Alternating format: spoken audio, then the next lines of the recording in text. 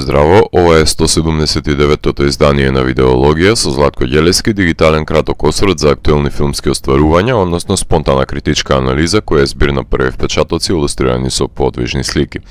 На денешниот репертоар е Undergods на Чино Моја, во кој станува збор за едно вообичаено патешествие низ Европа пред колапс, сосредоточено низ вињети за мистериозен сосед, кој посетува едно семејство, предизвикувајќи раздор во него, потоа бајка за подлиот трговец од Венеција, која не постои повеќе, и неговата ќерка, која ќе биде кинапирана поради алчната природа на таткото, за да се комплетира делото со повратништвото на исчезнатиот сопруг во видоизменет облик.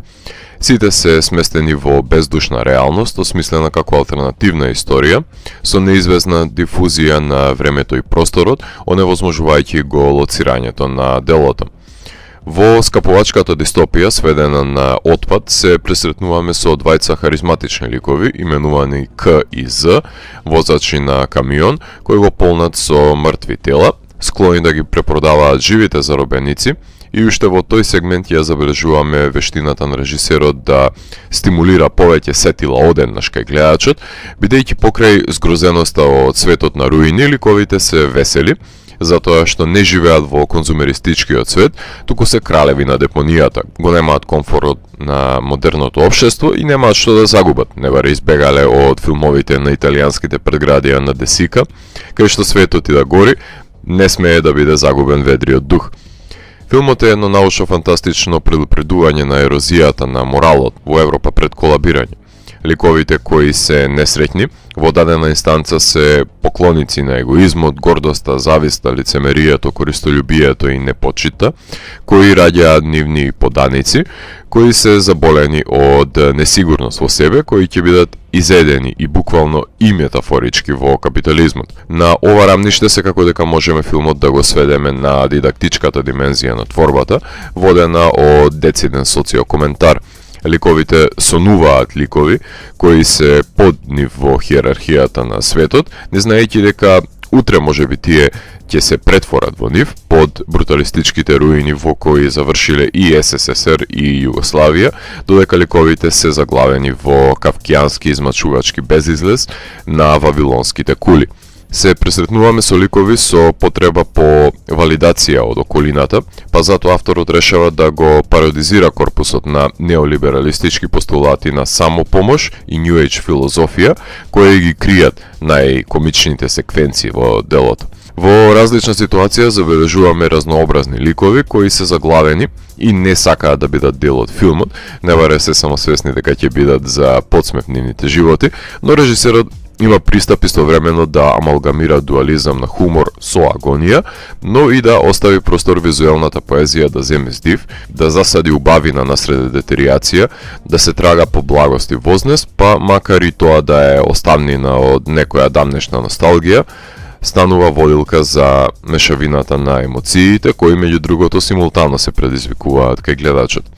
Неспорна е и социополитичката нишка во творбата, затоа што предводниците на сегментите се тројца белци од средна класа, кои се непосредни сведоци на пропаста на утопијата, создадена од мажи, кои се всушност недораснати момчиња со искривени мерила и вредности. Многу лесно утопијата се преобразува во дистопија. Можеби сцената во која се изведува My Way, кај што посведочуваме на невообичаен дует на бесната панкерска верзија на Sex Pistols и одмерената на Френк Синатра, пресликано низ караоке изведбата на шефот и пијаниот вработен, чишто вресок ревносно понира од дното на душата, сведочи за крикот на филмот, кај што катарзично се излева, представувајќи ја потребата на евримен, кој го има загубено својот идентитет, да се избори за своето место во светот во кој е безгласна нота. Еден од овие залутани ликови, дури и целиот живот го има вложено во нацрт планот за објектот, кој своето чедо го доверува во валканите раце на корпоративецот. Во коралните антологии и омнибуси, режисерите мака си мачат не само да создадат транзициона рамка, која ќе ги обединува сите сегменти, туку и ќе се најдат заеднички аспекти, низ кои ќе може да се проткајат приказните, но во делата, во кој еден режисер ја има целосната контрола врз снимањето на сегментите, многу полесно се воспоставува доследна тонална, па и визуелна конзистентност помеѓу нив. Тука се замките на клишеата, кои важно е да се избегнат, но во овој филм тие се појдена точка за впрегнување на аналогии со болестите на денешницата, но режисерот со неговата уникатна визура и искуство креира своерачни грозотии, преземајќи го ризикот наместо да се потпира на готовите нормативи, подобие на неговите предходници.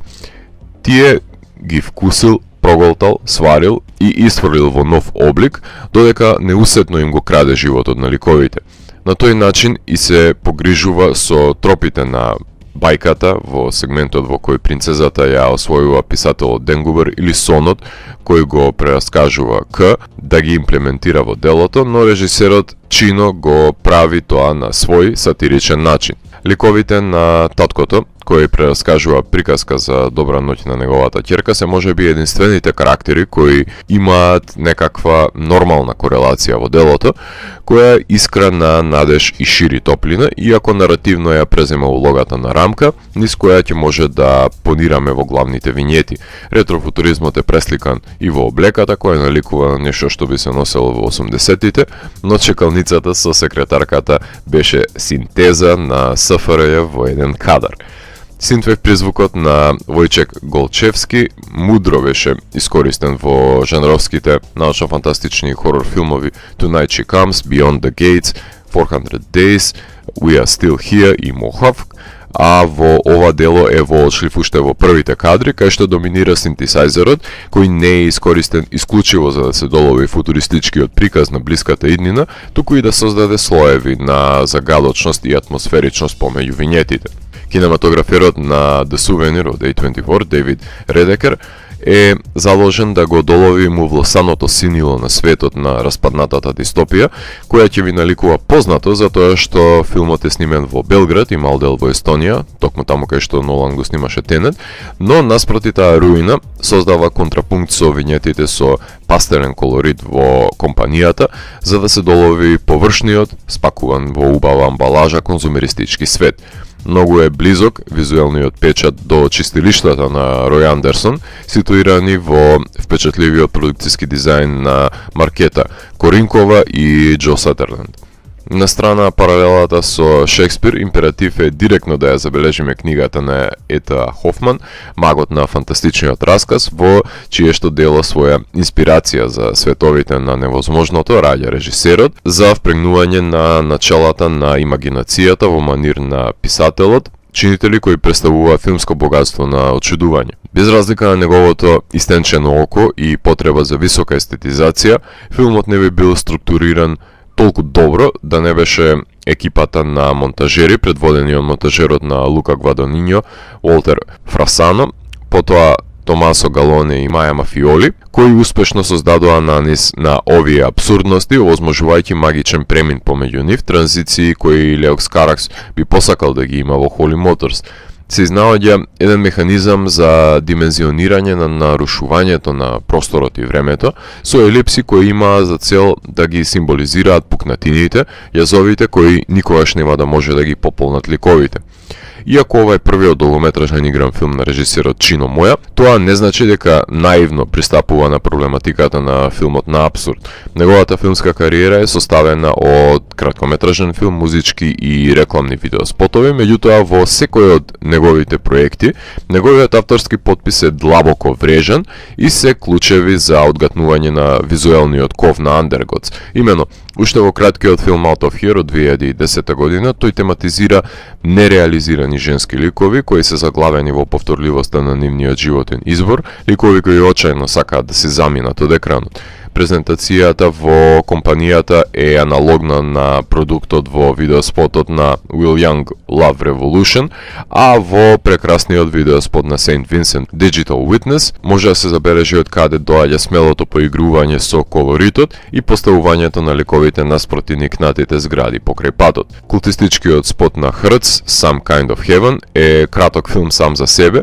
меѓутоа мислам дека чино допира до надреалната бравура во видеоспотовите на Deep Ten и Eye Hunter, една бизарна карактеристика која што очајно сакам да ја преслика и во играните филмови. Со долгиот дистописки кадар си поигрува во спотот на Years and Years Eyes Shut, меѓутоа, вистинско загревање за играниот филм е видеоспотот на Bertie Blackman, Mercy Killer, кај што на дело ја испробува монтажата на која што цели во филмот, прелевајќи различни животни приказни во еден безнадежен свет. Така што од овој млад автор на обскурни филмови очекувам големи надреални дела во иднина. Окото на видеологија будно ќе ја наблюдува неговата кариера. Повеќе од очигледно е дека режисерот е нагледан субверзивни филмови кои оставиле силен впечаток на неговото поимање на филмската уметност, така што од постапокалиптичните сталкеровски предели до посетителот во домот, доаѓањето на туѓинецот кој во секој од сегментите им го детерира животот на ликовите, ме поведува да заклучам дека Теорема на Пасолини има тенденции да стаде еден од најреферираните филмови во анализите. Видеодром, Possession, Eraserhead, секако дека се искористени како појдовна точка за светоградење во кое надреалното притаено си постои во бенигните домени на ординарното. Модерни филмски абсурдни пандани може да се побараат во бизарни The Greasy Strangler и An Evening with Beverly Loughlin на Джим Хоскинс, Greener Grass или Excision. Не се ни сомневам дека многумина ќе имаат проблеми со филмот. Најпрвен тешко ќе им оди и поврзувањето, затоа што ќе се обидат да го рационализираат абсурдот во винјетите, па неправедно ќе го осудат филмот на недоследност. Се согласувам дека филмот се движи по еден опасен наративен пат, градејќи универзум во кој нема детални и јасни објаснувања на правилата на светот. Многу поздравувам тој акт на пркос и непокор на авторот да не му ја даде таа удобност на рационализирање на плиткиот гледач, кој сака секој филмски оброк да му биде преджвакан и сервиран на послужавник. Оваа херметичка непристапност го прави енигматичниот филм опасен за снимање и гледање. Сметам дека залуден е обидот за очовечување на фаличните персони, како што е алчниот трговец, за да иницира трошка емпатија кај аудиториумот, но овој подвиг ми изгледа како јалов обид за пресликување на неуспешна тенденција, бидејќи комплексна е човечката природа. Сепак, сметам дека Чино е смел автор, кој е способен за создавање гротескни епифании со уште порадикален досег, кој ги содржи сите потребни компоненти за создавање на модерното култно дело, еден модерен деликатесен или Bad Boy Baby, но во иднина. Филмот ја имаше својата премиера во епицентарот на жанровските дела, односно фестивалот Fantasia, а потоа играше и во Black Nights во Талин и во Гласков. Ова е мал филм, кој што нема кој знае каков механизам за промовирање, но љубителите на абстрактниот филм ќе го пронајдат. Не се сомневам во нивните истражувачки способности. Иако бил предвиден психотерапевтот да има собствена винјета во филмот, кај што ги сослушувал прераскажаните сништа, што водело во снимање на нурнувањето во кошмарите, но бил отстранет тој сегмент, бидејќи го пролонгирал филмот. Сепак, психијатарот си го наоѓа своето место како покровител на New Age блювотините со кои се прелажуваат клиентите. Амбициозен филм кој собствените наративни контрадикции ги искористува во своја полза, прелевајќи алтернативни димензии во еден наниз на абсурд со кој се образува очудувањето во животот на маргиналните ликови, кои се несреќни талкачи во лавиринтот светови на амбисот, кои се преклопуваат како листови од космичка зелка изедени од консумеризам. Многу лесно може оваа ноќна мора да стане наша реалност ако дозволиме алчноста да го има последниот збор. Ако морам да го евалуирам, тогаш Undergods од мене има 4 од 5.